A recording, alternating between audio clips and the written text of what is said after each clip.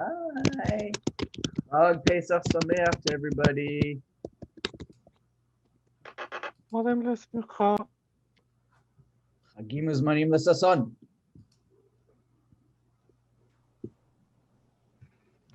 Welcome, everybody.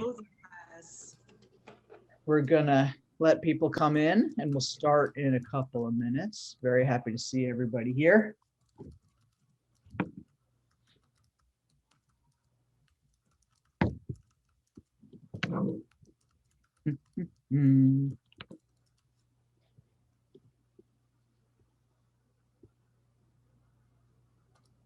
If everyone would like, if you want to put in the chat, what is your favorite Pesach dessert, if you have one? Let's start a little conversation going. The Pesach what? What was Dessert? Again? Dessert? Quinoa? Dessert. Yeah.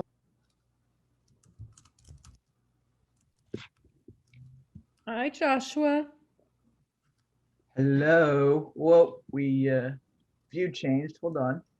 Who said hi? Deb. Oh, Deb. Hello, hello. Chocolate strawberries. Sarah Diamond. Okay. These are some good looking desserts.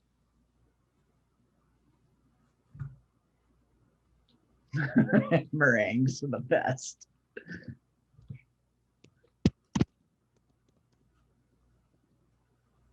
Merengues are fine too. Dancing on Chol HaMoed is fine. It's just after Yontiv is Sphira, so you know. Yeah. Rainbow cake.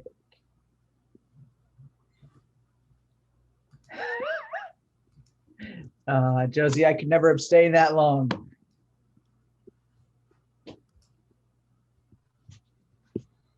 Right. I would not abstain from too much either. I believe in not taking up too many chumras. Okay, Shuli's coming. She just messaged. Awesome.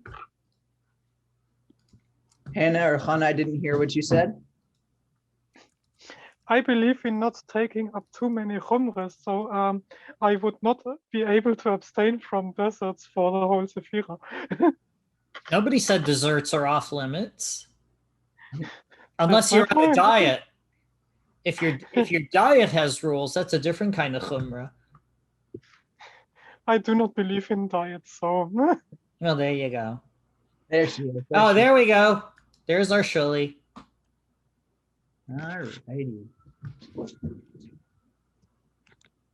Oh. Hey, with 3 desserts. That is very good. Good job, Asa.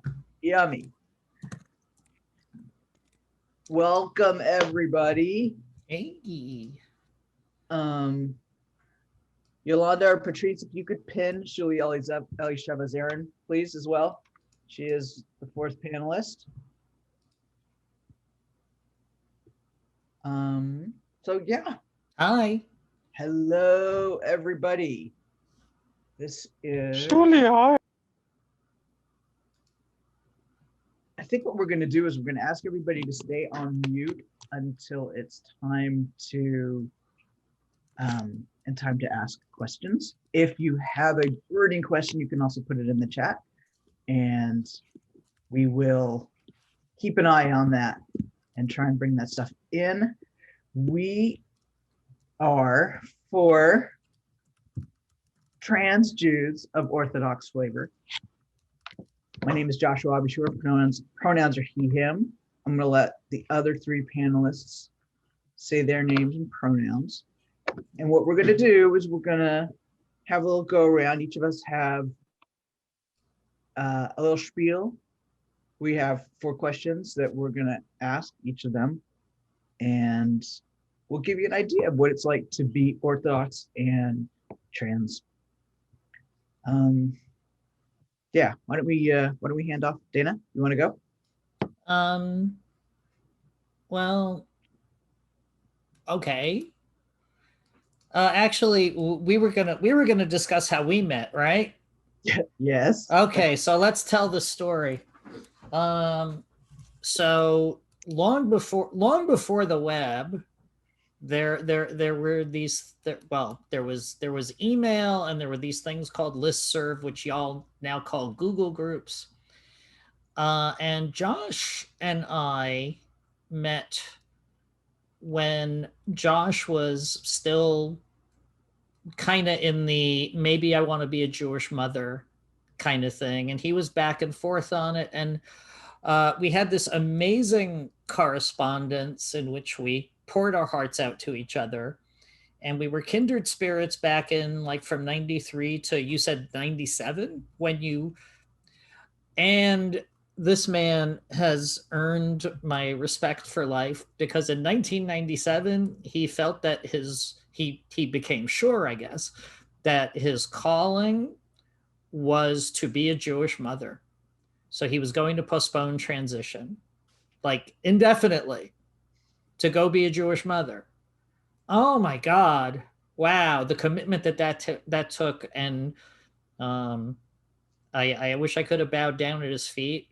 But he was in LA and I was in New York, and he'd have to have very big feet, or I'd have to have very long lips. And we met in person for the first time. Was it at an Eshel Shabbaton? Well, it would have been, I guess, at the train station when you picked me up, or at the airport. At the airport. Right. The first time we met in person was at the airport, so that he could come to one of the early Eshel Shabbatonim, and he rocked it, of course. You can stop praising me and talk about how awesome you are. Oh, please. Yeah, that's exactly what we're here for. All right. To praise ourselves. So that was amazing, because it was so early on. There were really no resources to speak of. Everything was super, super underground. And that made it a little more fun and a little more dangerous. And, we had each other in a very small underground group to support us, but there was no infrastructure in place like there is today. Oh yeah, because today there's so much. But everything's relative. Anyway, fine. Enough of the back in the day. We're done with back in the day. So why don't you lead us on, Mr. Moderator? Okay. Well, so when I'll start asking our questions, I guess. And then when I pass it off to each of you, if you want to give a teeny spiel about the name, pronouns, that kind of thing. I don't know. Sorry, my brain's not fully on, and so you'll just forgive me if I'm bumbling a little bit. So our first question for our panelists is, how have you dealt with the question of reconciling with orthodoxy? Have you talked to any rabbis or any authorities? How do you work it out in your own emotional and physical space and in communion with others? Because Orthodoxy tends to be, and Judaism tends to be, a very communal religion. So for me, like Dana said, I knew I was trans early on. I figured out that definitively in college in 1993, I suppose. Was out as trans, changed my name, didn't take hormones because I wanted to have children.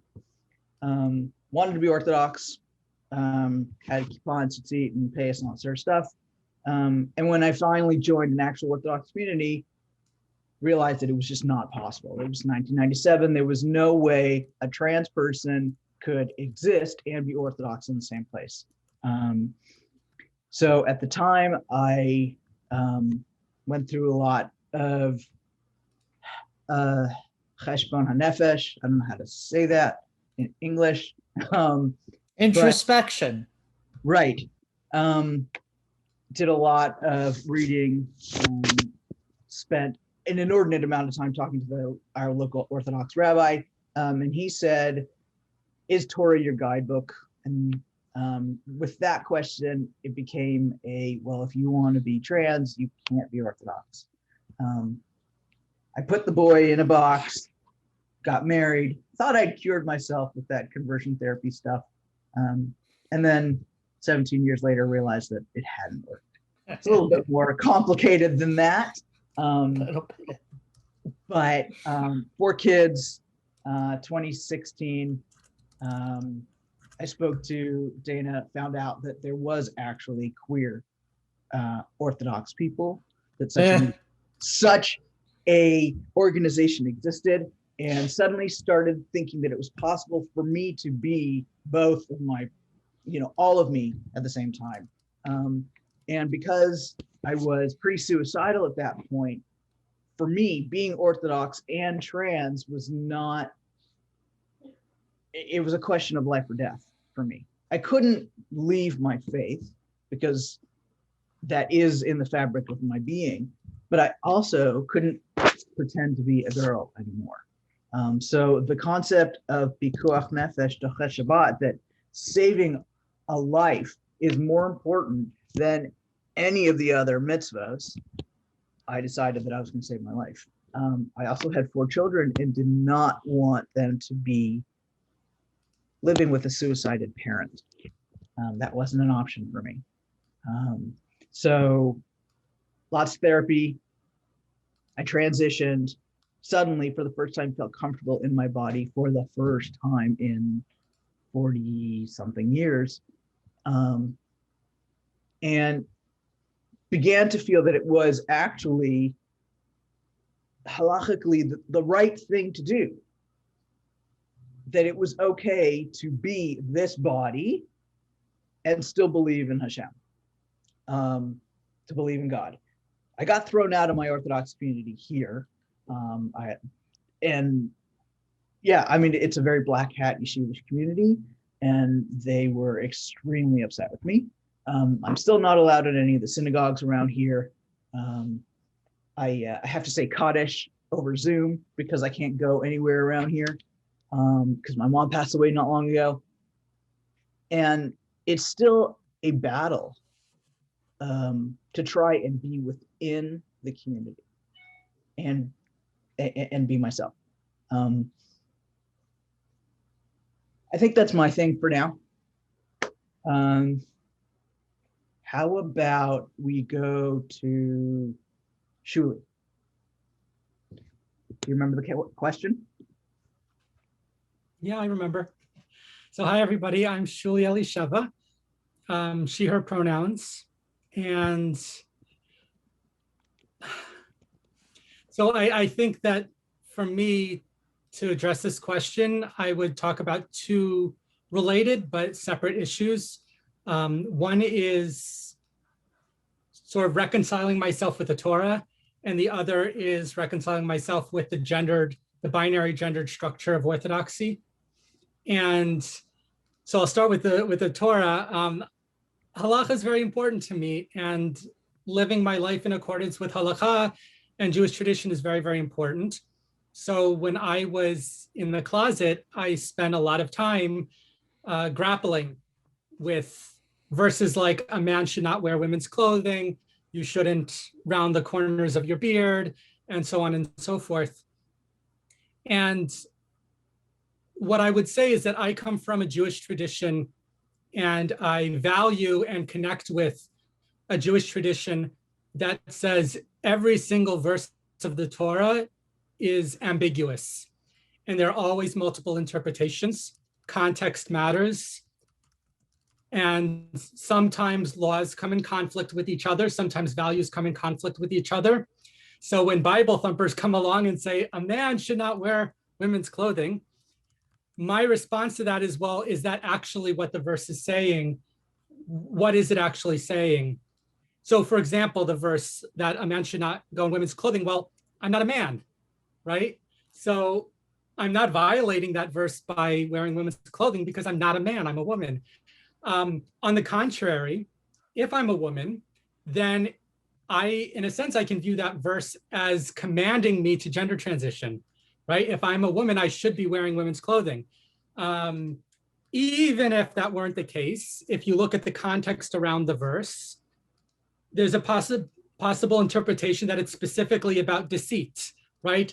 a male rapist dressing as a woman to go into a bathroom to rape women, right? But that's not who I am, right? That's not who non-binary people are. That's not who cross-dressers are. That's not who any of us are.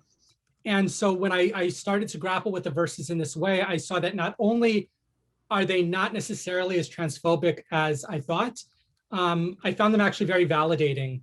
And I found that in a way, they even sanctify my gender transition. The other issue that I would mention, the binary gendered structure of orthodoxy, which is specific to orthodoxy. I think it's very important to understand that so much of what's gendered about orthodoxy is not objectively from the Torah. There are a lot of customs and traditions, a lot of laws that are rabbinic laws as opposed to Torah laws and so forth. But being it what it is, before my transition, I found it to be very, very uncomfortable. Not only because I believe in gender egalitarianism as an important value that I believe in, but because I was being treated as a man, right? When I davened with a mechitza, I was on the men's side of the mechitza. I went to a male-only yeshiva, and I was extremely uncomfortable there because there weren't women there, and I felt like I didn't belong in a male-only space. But now that I'm out as a woman, it's exactly the opposite. I'm being validated in my gender. When the pandemic is over and I daven with a mechitza, I'll be on the women's side of the mechitza, right? People will, not everybody will see me as a woman, but more so, I'll be treated as a woman. And so whereas before my transition, I believed very, very strongly in gender egalitarianism, and I still do, but I don't want to be genderless in a genderless Judaism. I want to be a woman in Judaism because for over 30 years of my life, I was denied my womanhood and I was misgendered. And I think that, this is something which can be hard for a lot of cis people to understand, especially cis women who really have suffered a lot and, suffered a lot of discrimination and so forth because of their gender. But for me, I davka want it, right? I specifically want, and maybe later on in my life, I'll feel differently. But for me, it's very, very validating of my womanhood to be in this gendered structure, but on the right side of it as opposed to the wrong side of it. Major shkoyach. Thanks, Julie. So let's go to Sandy. Hi, my name is Sandy, and I use he, him pronouns. I would say that a lot of the reconciling happened over time for me. I know that that's funny for me to say, because what is time when you're like 23? But I was brought up in an area, literally my house is in walking distance from the Rabbinical College of America, the Lubavitch Rabbinical School in the States. Like, that's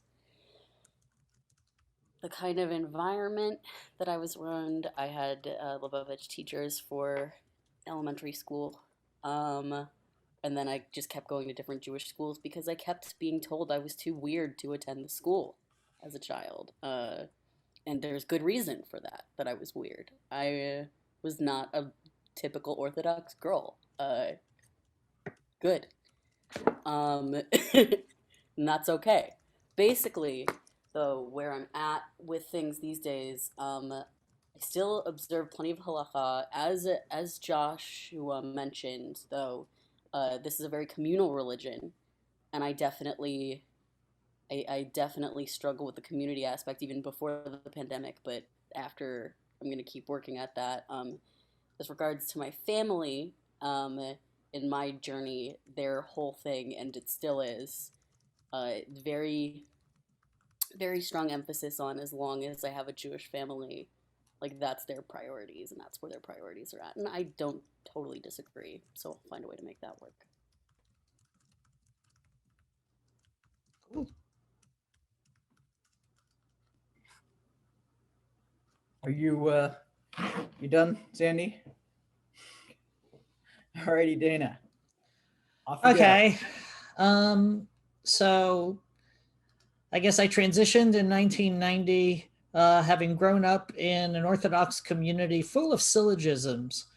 My favorite of them, I started hearing in 8th grade in 1977 when gay rights was in the news.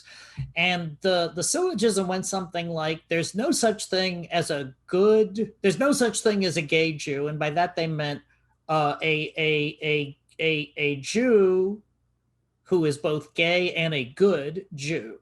Why? Because being gay is quote unquote against the Torah.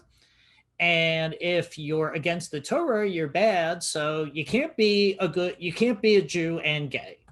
And I was a dumb kid. I totally bought it.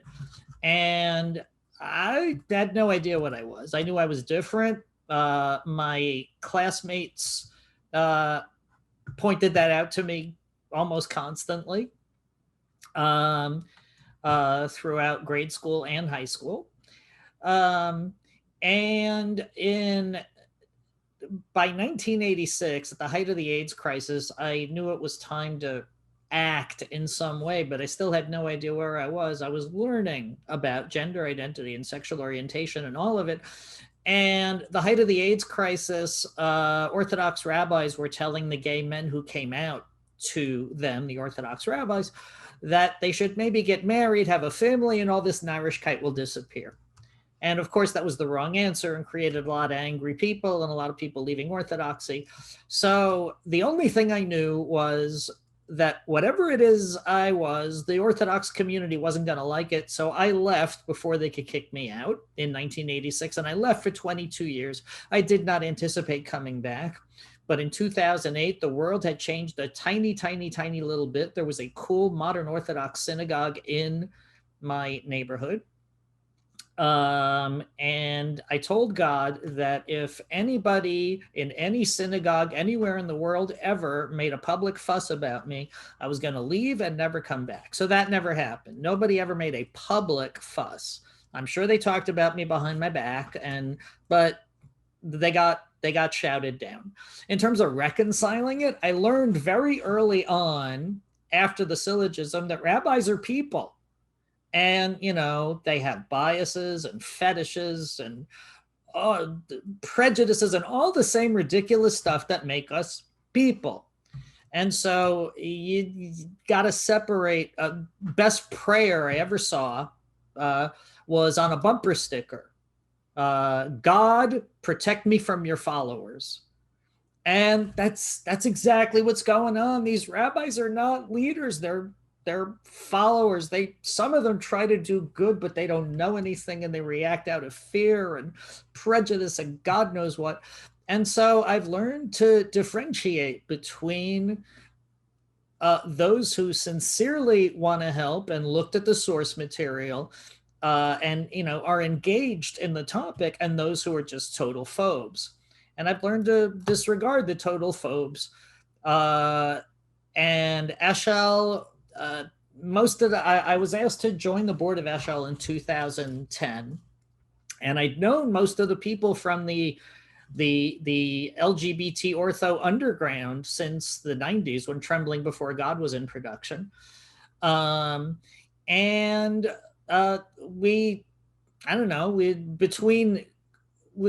generated the source material, we dug up a lot of stuff, and we started compiling things for rabbis to look at.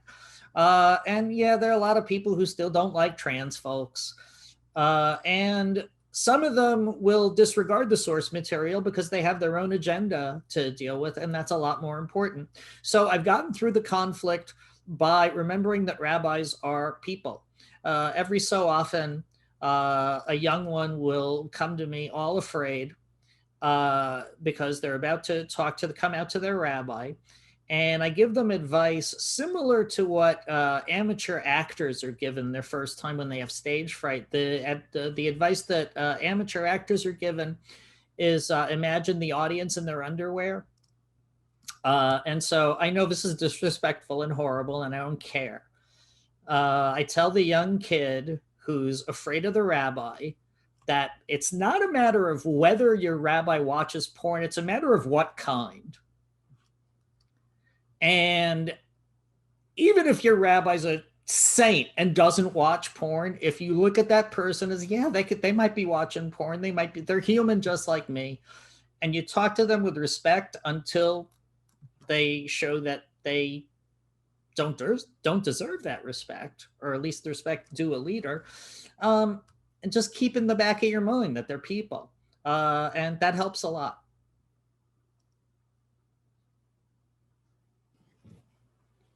Awesome. Thank you. All right. Wow. It's fun. I love these people.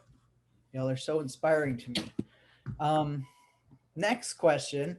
Not welcome in a minion, not finding space. What does it mean for you to have a space in this communal religion of ours, specifically in Orthodoxy? So there are a couple of spaces outside of actual queer spaces like Eshel, where I am welcome. There is, excuse me for the noise behind me, there is a modern Orthodox shul. I live in Los Angeles, and so there's one that's actually in the city where Deb goes, and I'm welcome there. And the rabbi is particularly open about making their shul welcome to queer people. And when I asked a couple years ago where it was, if I was allowed to come in, because I didn't want to walk into a space assuming that it was okay. And I didn't want anyone to make the mistake of thinking that I was cisgendered born male, and then be feeling like they would have sinned by interacting with me or having me on the side that they're on. But anyhow, the rabbi was like, you daven on the side that you feel comfortable in, the side that you're presenting. There's also another area in Teaneck, New Jersey. There are more than 2 Orthodox shuls that I'm welcome in. And for me, it feels scary and wonderful at the same time. If I'm in a space where I'm not supposed to be telling people I'm trans, but it's okay to be there, then I'm scared all the time that they're going to either ask me to have an aliyah or some other kibbudim, or that somebody's going to find out that I'm trans, because I'm not quiet about it. I have an online presence. So I'm scared for my brother who lives there, who's a rabbi of a very Orthodox boys' high school. And yet I really, really, really enjoy being in that space. It feels so gender affirming. So it's hard. It's hard. I love being welcome, but I also don't want to be in those spaces where I have to pretend that I'm not trans. Sandy, you want to go? Sure. I'll say that of the places in the city, probably the safest shul is the base, which is in Washington Heights, which is not near where I live. So it's a very rare treat that I have to then stay with somebody to go. But that is probably one of the most like trans welcoming Orthodox shuls in the city. And at least when I say the city, I mean Manhattan. I know that there's other communities in other areas. I'm in Midtown though, so I pretty much daven by myself, as I was saying a little bit in my last answer. I currently haven't been able to find community. My folks kind of discouraged me from moving to the Heights after college based on how I was harassed and mistreated in college by the Orthodox community on campus. Knowing that there's another college up in Washington Heights, they wanted to keep me safe, so we agreed that I'd live in Midtown.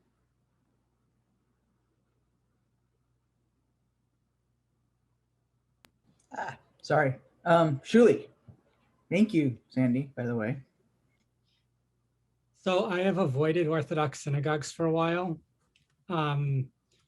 largely because I was treated as a man. I was a Cohen and all of that. But I think for me, when I think about my space in Jewish community, it's very much influenced by the fact that I was married to a conservative rabbi for almost 10 years.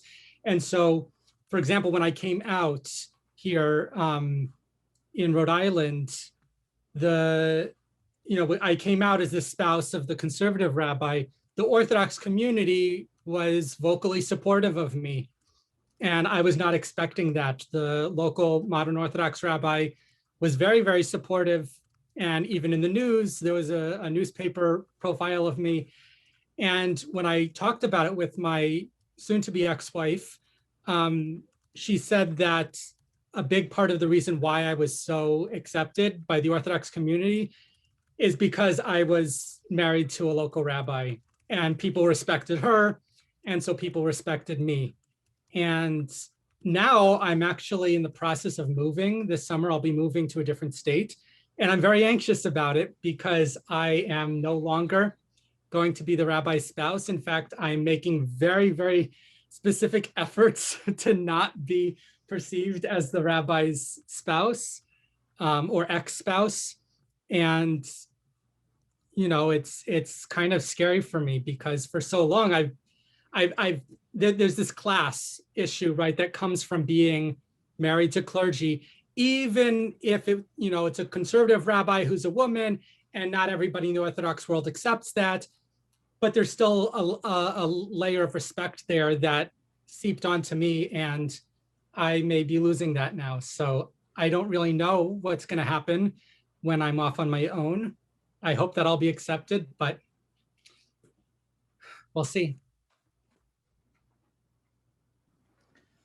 Thanks, Julie. Dana. Okay, so space. Back in the day, God, everything starts with back in the day. In 1992, there was a Women with a Y music festival called the Michigan with a Y, Women with a Y, Music with a Y, Festival with a Y, Michigan Women's Music Festival. And they had in their signage, women with a Y, born women only. I love it that they use Y, which is the letter for the male chromosome, but we won't bother with that. So people were all in a tizzy and, let the trans people in. And Kate Bornstein, who I'm still proud to call a mentor, gave, I think, the best answer. It's like, why fight to get into a private space when they don't want you there? It's like, even if they accept you, they're going to do so grudgingly. And, fine. Education from a distance at first. And if you change some minds, great, but let them welcome you. Don't push your way in, because then you're going to prove their point, especially, the trans women who, are showing their, you all know the rhetoric enough. We don't need to go over that. And I find something similar with shuls. It's not about so much pushing your way in or, being welcome as not making an issue of yourself. And again, maybe this is an old thing. I'm finding the younger generation is a lot. I remember when I was a young, angry activist and I was angry at everybody and said, you have to accept me. And then I realized they don't know anything and you can't push your way in and expect to be accepted right away. So one of the things I learned is keep a low profile. Don't make an issue of yourself. Just be a congregant.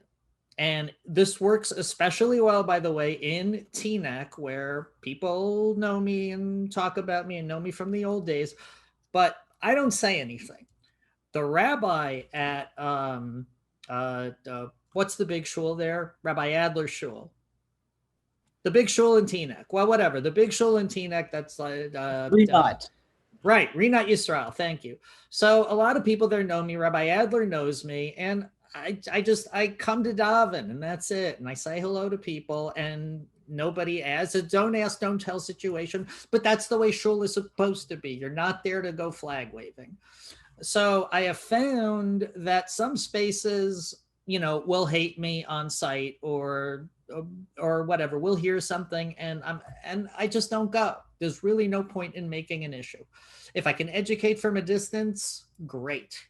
But there are so many great spaces now that I really don't need to push my way into anything else. And so long as I'm not making an issue of myself, I'm welcome in just about all of them. And by the way, Chabad houses, if you're not on the inside, if you're an outside visitor, again, so long as you're not pushing your own agenda, they're going to be real nice to trans women. I have not had a bad experience at a Chabad house yet, and this even goes back to the 90s. Anyway, I'll shut up now. Thank you. No need to shut up. We love hearing all of you. All right, so third question, and we are going to try to leave a few minutes at the end for some of the questions. If you have questions that you haven't dropped in the chat yet, or if you want to do it anonymously, you can give it to one of the co-hosts privately, and then we can ask it. Josh, Yeah. yeah. Before you go on to, maybe in the interest of time, go directly to question 4 and skip question 3. It's good with me. I'm all right. If you think we have time, then go for it. But just a thought. Well, you know what? Let's try and put them together because it's possible. I think that they could. Okay, go for it. So question 3 and 4 are about spouses, past, present, and future, and also about staying Orthodox. And for me, they're very intertwined because as a trans Orthodox person, or even just a trans Jewish person, finding somebody who wants to date me is crappy. It sucks. I'm gay-ish identified. I'm queer. I am attracted to masculinity. And so it's been a hard road. And for somebody to be Orthodox, and like, I haven't found them for the most part. Like, I'm talking about very, very, very few people that have actually been something that maybe we can talk about. And yes, the pandemic has made it a heck of a lot worse. But there's no one in my driving vicinity, put it that way. Like, no one in my area. And I live in Los Angeles. So you would think there'd be, more than a few of us. That said, I have every intention of staying Orthodox because to me that's meaningful. I don't want to go into the local conservative synagogue because it just doesn't work for me. It's not where my sensibilities, it just doesn't feel right to me. But I have decided that in order to be open to the possibility of having a relationship, I had decided that as long as they're Jewish, I'm okay. And as long as they don't disparage my religious practice, then I'm okay with that too. And it's made it more open for possibilities for me. Danny, you want to go on go this one? Oh, okay. So yeah, I guess they're intertwined for me also because I met my partner of 30 years in 1991. That's 30 years. That's how math works. And I met her at a time when I wasn't even thinking about going back to Jew things. And my partner's not Jewish. And I did not see it as viable or wise or anything to dump a person because I was going back to being Jewish again. And in 2008, when I started, I told her I wanted to make the kitchen kosher. And she asked, what do I have to do? So I went to the web, I printed out a bunch of kosher symbols. I said, buy food that has these, except for fruit and whatever. And we learned, we muddled through it. And the Rav of my shul is totally on the situation. And anytime I have a question, I can be very open with him. So my staying Orthodox was partially finding a group of spiritual leaders with whom I could speak openly, and my partner's continued support. I was very fortunate that my partner is both a trans fan and a Judeophile. So I checked off both boxes. So I managed to make that work. God's watching.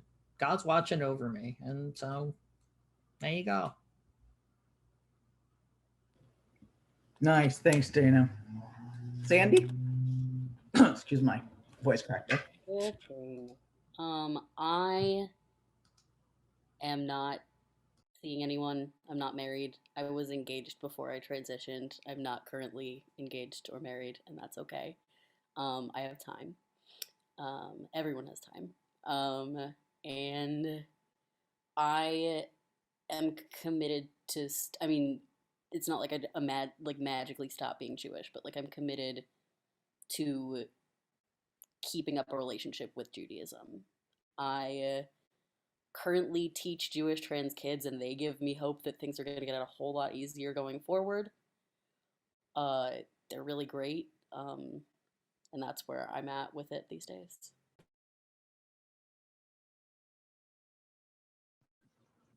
Julie, that's you. So as I mentioned, I was married to a rabbi for almost 10 years, a conservative rabbi. And what that means is that when I told her that I'm trans and that I wanted to come out, it was a very complicated process of exactly how to do that, both practically in terms of, you know, when do we tell the other clergy? When do we tell the shul president, the officers, the board? I was teaching at the Sunday school, right? Tell the principal, all the students and everything. But part of it was very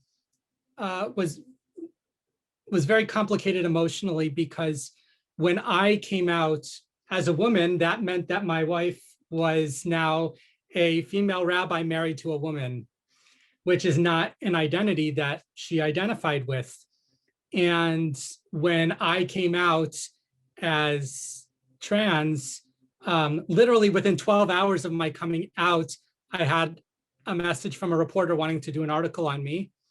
And that article was republished all over the world in at least 6 different languages. And if you Google my wife's name now, that's what shows up, is the article about me being trans and being the first person in history, it seems, to come out as a trans woman while married to a synagogue's rabbi.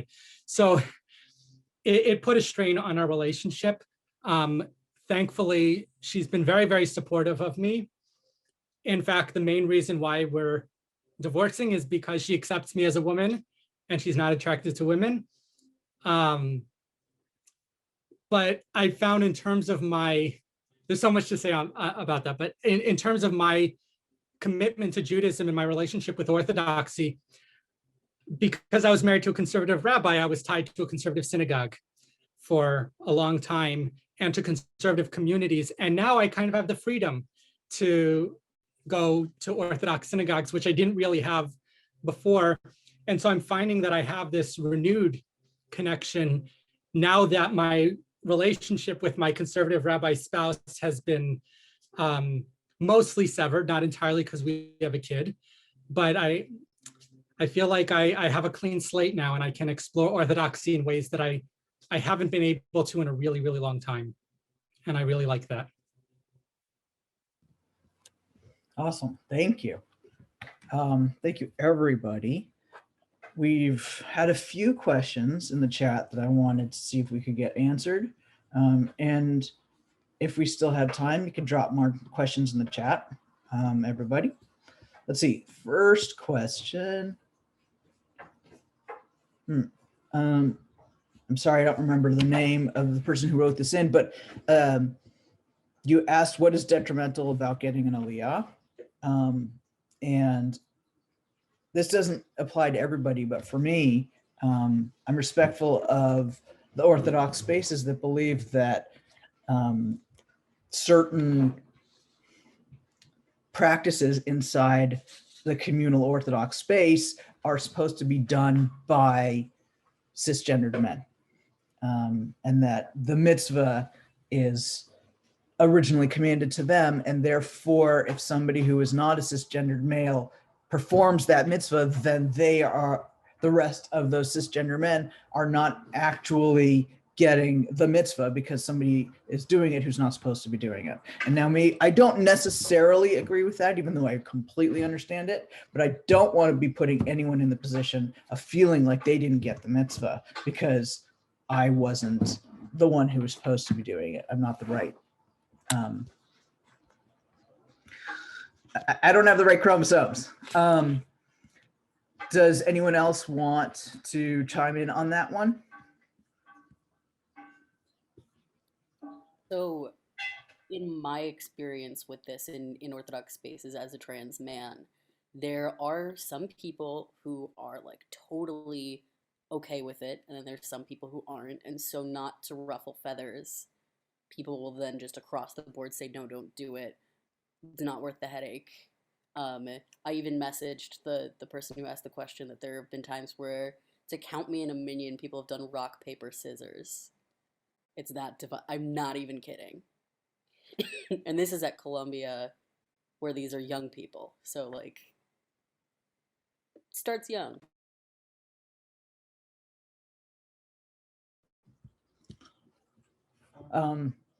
Thank you, Sandy. I thought that we went until 3 o'clock. Apparently we go until 2:50. So we have 4 minutes, less than 4 minutes left.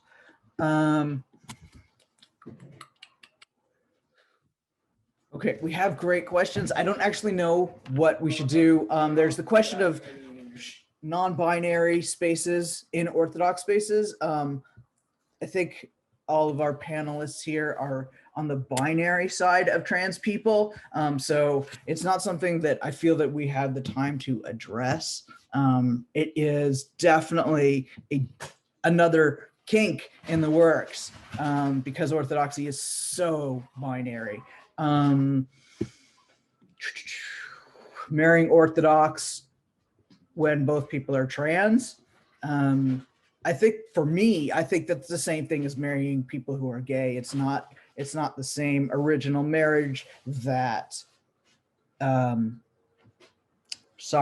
not the original marriage contract, but there are lots of ways that queer people have been making marriage contracts that are more fitting, or I can't think of the word. They are adaptable, but it's not going to be the same kind of marriage. Yeah, Shuli, thank you for dropping your email in the chat. Other panelists, Dana and Sandy, if you want to put your email address in the chat, if you want to email any of us, if you have more questions, you want to continue the conversation, put your email in the chat. You can email us. My life is kind of crazy right now, but I promise I'll get back to you at some point. We have 2 minutes. Is somebody else, Dana, Sandy, Shuli, you want to say something quickly?